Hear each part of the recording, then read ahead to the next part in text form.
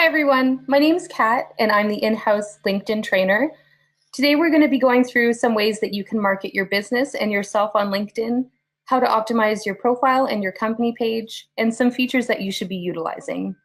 So this webinar is going to focus mainly on organic ways of marketing, but if you're interested in learning more on LinkedIn analytics, paid ads, and premium features, we will be doing a more in-depth webinar on that as well later on.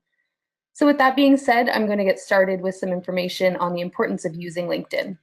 LinkedIn is the largest professional marketing site with 500 million users, at least the last I checked, and 40% of LinkedIn users use the platform daily. The site is growing in usership, and they've been adding many new features and improvement over the last couple years, and that has brought engagement up significantly and added some things that you can really benefit from for your company and for marketing yourself and your brand on LinkedIn. So I'm going to start off the webinar by talking about how you can optimize your LinkedIn company page. Starting with branding and brand recognition, there are two important visuals to be aware of in your LinkedIn company page, those being your logo and the banner image.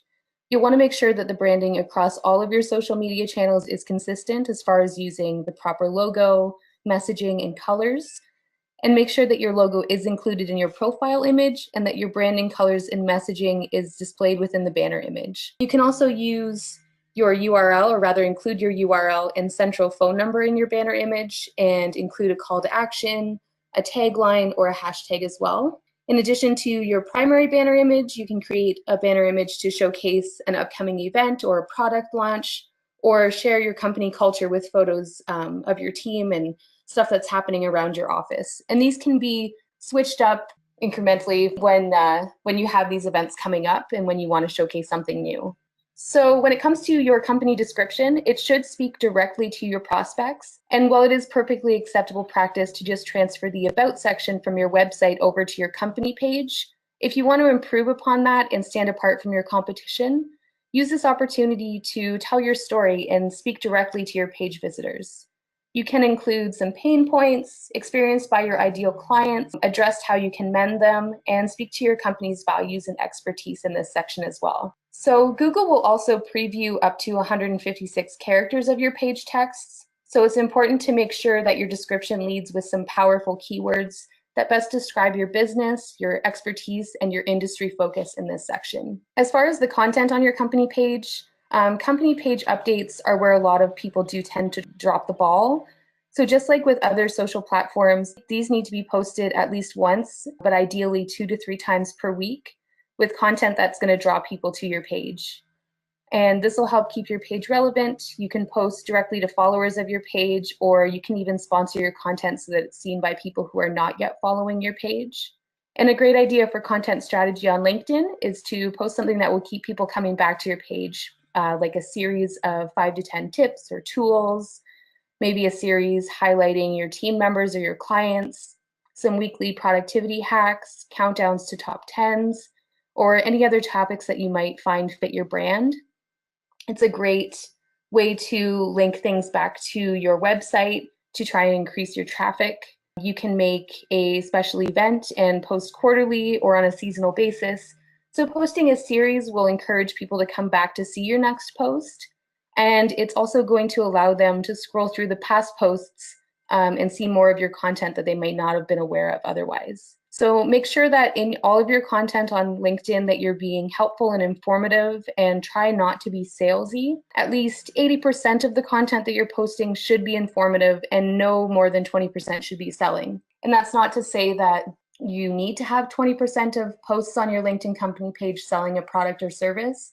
It just means that you really shouldn't go over that, because that'll tend to turn people off, and then they're not going to want to come back to your page to see future updates that you have on there. LinkedIn is supposed to be about sharing expertise and learning and advice, and really just having a lot of informative posts rather than people trying to sell you things. So that's a way that you can set yourself apart as well and encourage people to continue to come back to your company page to see future updates and to learn more about what they want to hear. So moving a little bit on to building your following on your LinkedIn company page, this is something that a lot of people do have difficulty with.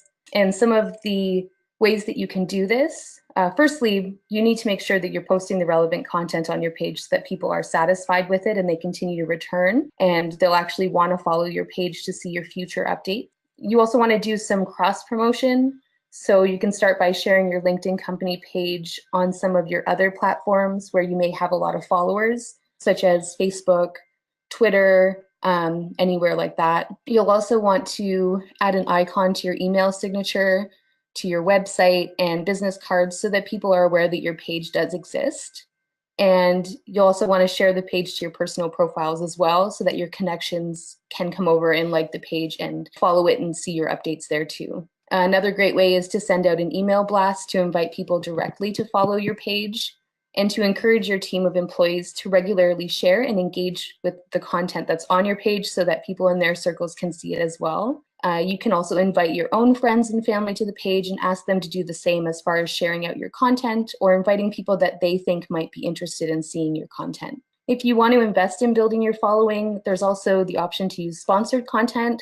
But aside from that, there really is no quick and easy trick to getting organic followers to your page. You really just have to be consistent and invest a lot of time and resources into it. It's very important on your company page to engage with your community.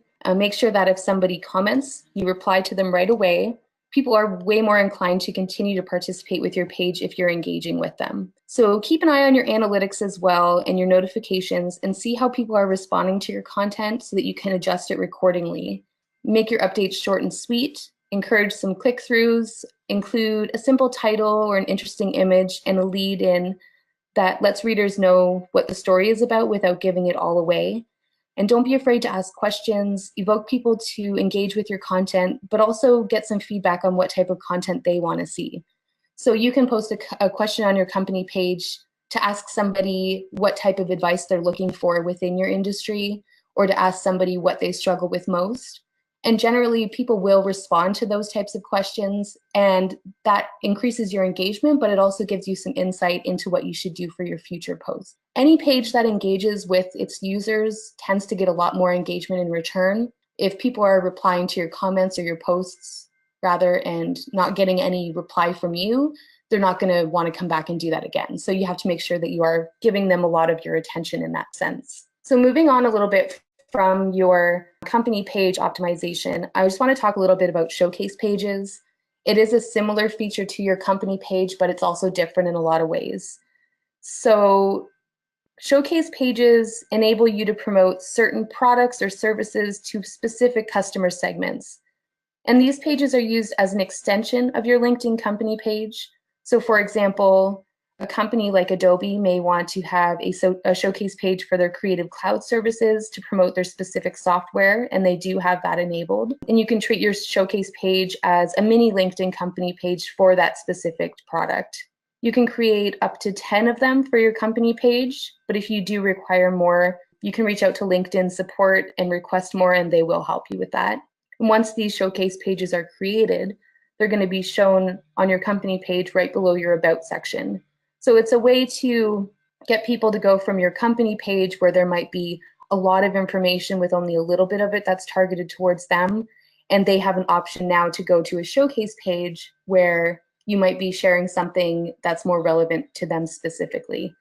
So in the example of the Adobe page, they have their Creative Cloud page that's targeted mostly towards photographers and designers and that type of thing. So by having them come over to that showcase page, the content that they're going to be seeing will be more tailored to them, so they're more likely to visit that page more often and less likely to unfollow it if they're seeing content that doesn't apply to them like they might on the main page. One of the unique things about showcase pages is that they have unique names. So similar to a URL, there's no duplicate in that sense. So it allows you to be very specialized and also to not get your showcase pages confused with another company's showcase page. So in the website area of your showcase page, you can include a link to the corresponding product or service page of your website, and you can experiment with your content there by pinning maybe a status update to the top of your page, engaging what kind of response is received from your followers. Creating, growing, and maintaining these company pages and showcase pages takes a lot of time and resources and a lot of commitment. So you can't simply set them and forget them. You do need to follow up and do a lot with those pages to make them successful. And if you wanted to create a showcase page for your company, you can simply navigate to your LinkedIn company page, open up the admin tools on the top right corner, and it'll bring down a drop-down menu where you can then create that page. So here's just an example of where you might find a showcase page. And again, just using Adobe as an example, this is their main company page. And if you just scroll down a little bit, it showcases or shows you their showcase pages there rather. So if you were to click on the Adobe Creative Cloud, it would bring you over here. And you'll notice this does look very similar to a company page, but it's just more focused. Now moving on to optimizing your personal LinkedIn profile. One of the most important things you can do when you're optimizing your LinkedIn profile, and one of the first things you should do before you do anything else, and one of the things that people often overlook, is to make sure that what you're putting out there is visible to everybody. So be sure that your posts are public. And if they're not public, people are unable to share them onto their pages. They're not going to show up in any Google searches unless you are a connection of that person. So these options to change the privacy of your posts can be found and changed in the section Edit Public Profile and URL. And under there, you would just click Edit Visibility, and you can actually customize this section to be specific about who you want to see your updates. But if you're using your profile for any marketing purposes, I would recommend just having it public. Next, you're going to want to develop a headline that goes beyond just your job title on your profile. Your LinkedIn profile headline defaults automatically to your current title and company, but you can edit that in your profile edit section. So try to make it compelling and unique. This will be the first thing that people see about you and in your specialty, industry focuses, and what you want to be known for. You can also add some past projects to your profile, accomplishments, awards, some volunteer experience, any courses that you may have completed, and anything that can really enrich your profile and show that you're experienced and that you have a well-rounded list of skills. You're going to want to use a professional headshot on LinkedIn if at all possible. A lot of statistics show that profiles with photos, and more specifically professional headshots, get a drastically increased number of views. And if you don't have a photo on your profile, people are way less likely to want to connect with you. If you have a selfie posted on your profile, it just kind of tarnishes your image of being a professional. So if you can hire somebody to take a professional headshot, that's a really great investment to make in general for your business, but especially on your LinkedIn profile so that people perceive you as being a professional. So you're also going to want to make sure that your profile is properly linked to your company page. And that way, when people navigate to your company page and click on the list of employees that's shown there, your name is going to show up on that list. This is a great way for people to find you from your company page, and also a great way for them to find your company page from your personal profile. Additionally, if someone is searching for you specifically on LinkedIn, which a lot of people do use the platform to find prospects, they might type in your name as well as your company name to try and narrow the search down a little bit and make sure that they're getting the right person. So having that set up properly will assist them in finding you and connecting with you and building that relationship. So another thing that you're going to want to update is your summary on your profile. And this is where you have really the most freedom to make a great impression on your followers, a great first impression. You'll want to begin your LinkedIn summary with a simple statement about what you do. Utilize some keywords that you want to be associated with, and add a short synopsis of your experience. Emphasize how your experience and accomplishments in your field are valuable to your prospective clients. And you'll also want to include some sort of a call to action at the end of your summary. So if you manage to capture their interests, you can then guide them towards what to do next. And this can be a link to a 15-minute phone call booking on your website, a link to your website main page, your contact page, a page that you want to highlight, or even just an invitation to connect outside of the platform. Make sure that your experience and your information sections on your profile are current so that your followers are up to date on what you're doing and what you have as your most recent information up there for them to see. If you've changed jobs recently, make sure that you archive an old job so that when someone's searching for somebody to connect with from a specific company, they'll know whether or not you are still working there and what your duties are. If you get a promotion, make sure to update that immediately. This will notify your followers, but it'll also make sure, again, that that information is up to date when people do go to search for you. If you find that your profile is looking a little bit bare, you can also try to add some new sections to highlight publications, certifications, patents, honors, awards, any important test scores that you might have had, languages that you speak, and really whatever else you think might appeal to your followers. and the position you as an expert in your field, and really just highlight some of that information that people might not otherwise know about you that's going to set you apart from your competitors. So similarly to a resume, you're going to want to put stuff on there that is really going to draw their attention in and stuff that they're going to remember you by. So moving on to endorsements and recommendations, there's generally a lot of confusion on the differences between these two features on LinkedIn, but they are very vastly different. In endorsements, basically you can include some skills on your LinkedIn profile, and this is a great way to showcase your abilities to other members. Skills can include anything from softwares that you've mastered, although don't make it basic softwares like Word programs and email and that kind of thing. It's kind of implied that you would already have knowledge of that. So anything specialized you can list as a skill. You can also list practices in the workplace that you possess, really anything that can testify to your abilities, anything that you're an expert of that you want people to be aware of. And getting other people to endorse your skills will really allow you to provide some social proof on how you manage them, and it gives your claims some weight. So if you are well versed in a certain software, getting people that you work with or people that you've had as clients to endorse that will just prove to your readers and your followers and potential followers that you're not just making an empty claim, that people are actually backing that up and saying, yes, this person is an expert in this software, or yes, they do possess this skill. It's up to your connections to give you your endorsements, but you can solicit them by asking through a direct message or by endorsing some of the skills that your connections have on their profiles as well. And that'll encourage them to return the favor and to come over to your profile and in turn endorse some of your skills too. I would definitely suggest asking your colleagues and your team members to endorse you for some of your skills. People are way more inclined to take the time to do something if you approach them about it. And your skills can be managed from the edit profile section. So that's where you can add them and you can remove them if they're no longer relevant and that type of thing.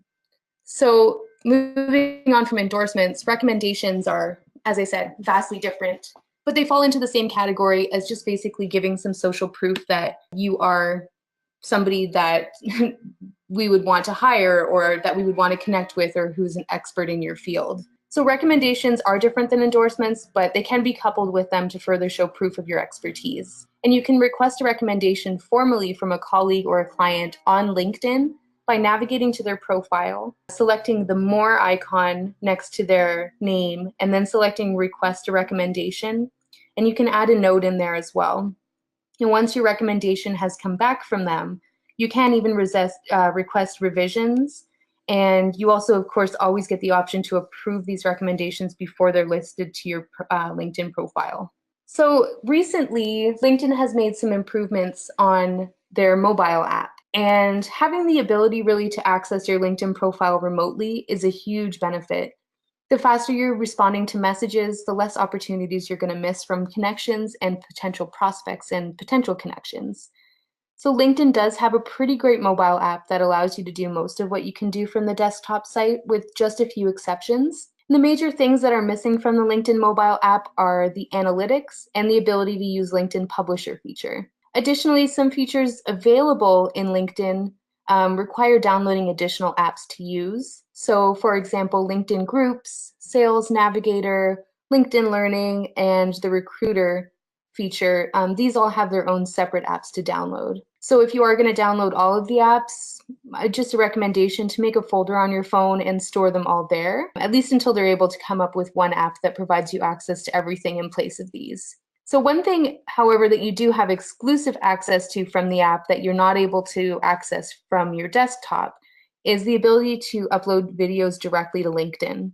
And this is a fairly recent development that was rolled out, I believe, August of 2017, and one that not everybody knows about or is taking advantage of. So it's a really great time to start using it to set your content apart. So just go to a little more detail on LinkedIn video. The benefits to using LinkedIn video, as opposed to just posting a link to YouTube or to your website where you have a video already uploaded, is that LinkedIn, just like most other social platforms, exclusively favors content that does not take you outside of LinkedIn. They want you to stay inside of the app or the platform so that they can make more money from advertisements, they can benefit from premium users and advertise for that service, and generally just keep you from leaving the site altogether.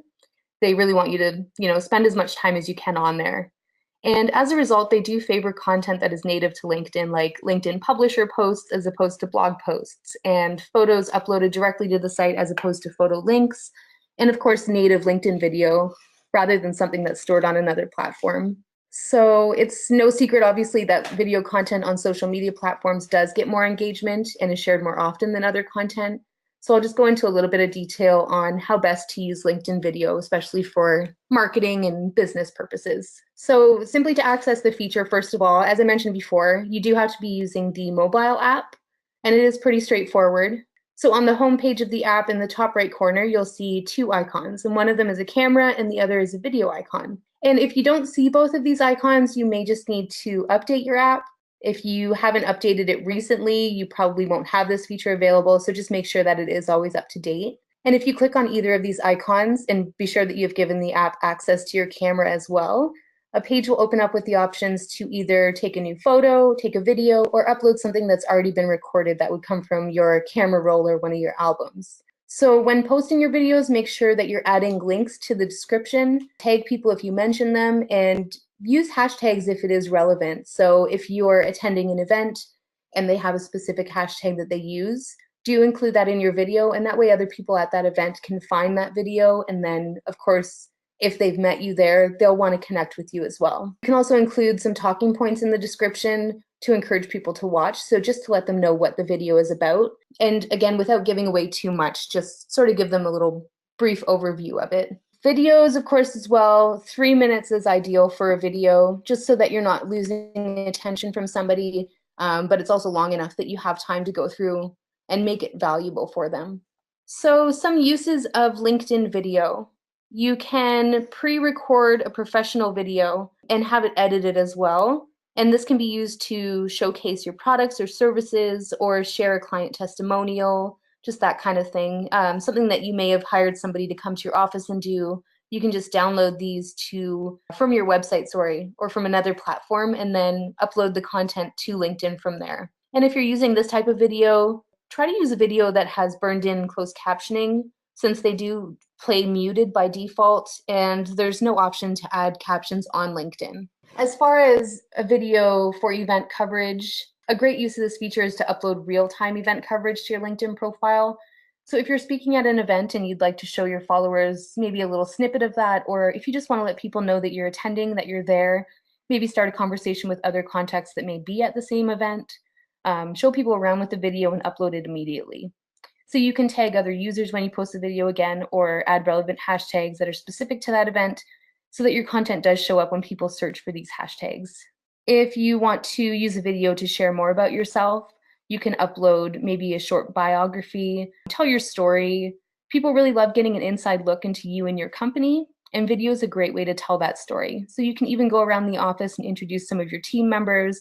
Make sure to tag them in your description when you upload the video so they're notified, and they have the option to then share it with their circles as well. Another use might be posting some productivity hacks, some tips, some question and answers, and content that, again, like we said before, would be reoccurring and valuable to your followers to keep them coming back for more and make them more inclined to click on your future videos. Another feature, of course, that you can use is posting some sort of an interview. So if you were to interview a client or maybe a staff member, share their experience with your company and give some social proof to your followers as well. There's really infinite ways to utilize video. So just keep in mind what your viewers may want to see. Always make sure that you're being professional, but don't be afraid to also be personable and share some content that showcases your company culture. You are allowed to have fun while you're maintaining a professional image. Just make sure that you have a plan for your video so it doesn't end up kind of going off the rails and losing focus on what you wanted to cover. Another use as well, is short form video. So this can be 15 seconds or less, just to show a really quick hack or a product. So maybe if you're doing something every Tuesday where you share, I don't know, a technology tip or something to that effect, or a life hack, just posting that consistently and making it a very brief video will encourage people to click on it again. So moving on past the video section, LinkedIn groups. So you want to be sure to find and join active LinkedIn groups that match your location or your industry, and use them really as an opportunity to share valuable content and to network with other professionals. As far as content goes, try to make sure that you're not selling in these groups or you really won't see a lot of activity. And if you find a need that isn't already fulfilled by a LinkedIn group, you can even try creating a group yourself. Just know, again, like we mentioned before about the company pages, that it is a lot of work to build membership, and this isn't the type of thing that you can really set and forget. So you're going to want to send out maybe an email blast inviting people to the group, invite all of your contacts that might find it useful, and really make sure that people are getting a lot of value out of what's posted there. That's really important because LinkedIn groups especially, people don't want to see people selling in there.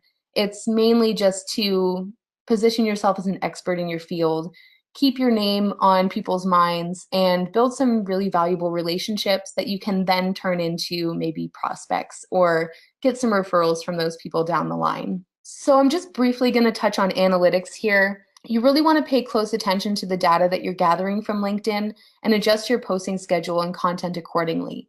So if you're noticing that posts that you're putting out with certain types of images are getting a lot more feedback than other ones, or if something being posted at 9 a.m. is getting a much better response than something that's being posted at 5 p.m. And this does vary based on your industry, so there's no magic formula. But you want to adjust your posting schedule and your content for the future based off of those analytics. And I would definitely suggest checking in weekly and monthly to see how your posts are performing. There's a lot of different things that influence whether or not people are engaging with a post or whether or not they're seeing it. And that's data that you can gather over a longer period of time, even a few months, even a year maybe sometimes, just to find out what your audience really is responding to best. And also to make sure that the people that you're targeting are the right people that you want to target and they're in your market, people that might be interested in your services. If you're getting 100 people who are responding to a post, but none of them are people that you want to connect with, then you are going to want to adjust your content. Another way to test effectiveness, of course, is to pin certain posts to the top of your page. And that way, when they go to your page, it's the first thing they're going to see. So you could have a certain post pinned to the top of your page for a month and examine the analytics afterwards and see, okay, 300 people saw this post, but only one person engaged with it. So what can I change about that to make it better? Use the data from your analytics to establish a baseline target and then create some short-term and some long-term goals to work towards as far as getting engagement and getting people to share your post or getting them to contact you. So impressions, interactions, and engagement, those are three, I think, of the main aspects of your analytics. Impressions are the number of times each update is shown to LinkedIn members. So this is similar to the Facebook reach. This is just how many people have scrolled through their newsfeed or gone to your page and seen this post. It doesn't mean they've read it. It doesn't mean they've clicked on it. It just means that it has shown up somewhere in their feed. Your clicks are the number of people who click on your content, your company name, or your logo. This does not include interactions with your posts. Your interactions, however, are the number of times people have liked your post, how many comments have been left, and how many times it's been shared. And then your engagement is a percentage, and this percentage shows the number of interactions plus the number of clicks and followers acquired divided by the number of impressions. So this is basically a number that shows you the percentage of people who have engaged with your content in some way based on how many people it's been shown to. So some of the benefits of using LinkedIn analytics for your company. The key to engaging your LinkedIn audience is knowing as much as you can about them. In the LinkedIn Analytics tab, there is an option to see the age of your followers or the people who are engaging, their gender, their location, what mobile or desktop platform they're using to see your content, all that kind of stuff.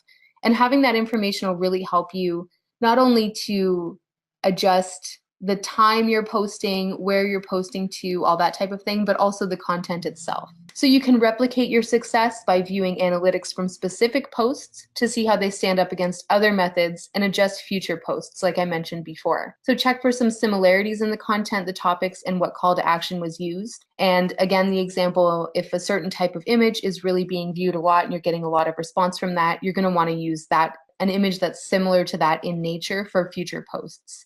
If you have a call to action for people to click on your website and you find nobody's clicking on your website, you're going to want to adjust that call to action as well to get them more interested. Maybe by offering them a free download of an ebook or a discount if they come over to your website right away, or just evoking some emotion from them or letting them know that there's a special offer or something very valuable to them that they'll find by clicking on your website. A great thing about LinkedIn Analytics is that you can really visualize your data.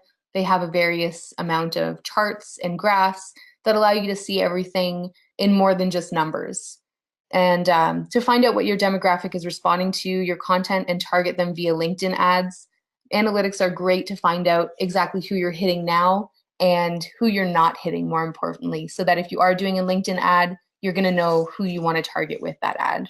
And here's just a quick view. This page obviously isn't set up yet, but this is just what you might find in a company page as far as your analytics go. So it's going to show you the likes that you've gained in the last 30 days, comments, shares, and follows. And that's sort of just an overview of everything that's happened on your page. And this is the part where you can choose what you want your graph to display. So with whether you want to see impressions, clicks, shares, followers, that social engagement percentage, you can see all of that here displayed in a graph. And obviously this is empty again, but this is going to show your most recent posts and how people have responded to them. And this section is very, very useful as far as targeting your future content. So under update name, it'll just show maybe the title of the post that you shared. It'll show the date that it was shared, how many followers you acquired while that post was up, impressions, clicks, engagement, all of those things that we talked about before. It's all going to show that stuff sort of in a more easy to navigate area. And you can sort those by which post performed the best or which one maybe needed some help and that type of thing as well.